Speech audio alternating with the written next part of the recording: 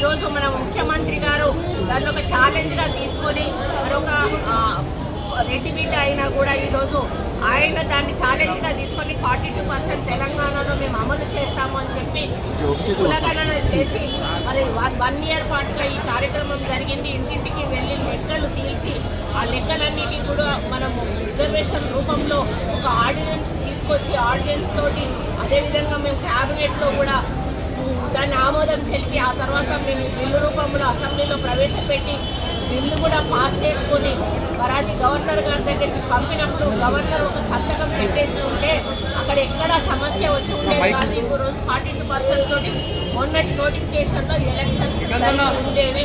కానీ ఇదంతా కూడా బీజేపీ డ్రామా వల్ల మొత్తం తల్లకిందులైపోయింది. బీసీల ఆశలన్నీ కూడా అడియాశలు అయిపోయినాయి.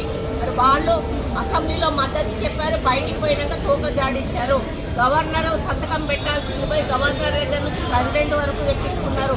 అసలు ఏ ప్రభుత్వం అయినా ఎవరున్నా కూడా గత కాంగ్రెస్ గవర్నర్ ఉన్నప్పుడు తెలుగుదేశం వాళ్ళు కానీ అధికారంలో ఉన్నప్పుడు ఏ బిల్లు వచ్చినా కూడా గవర్నర్ గారు సంతకం పెట్టి పంపేవారు.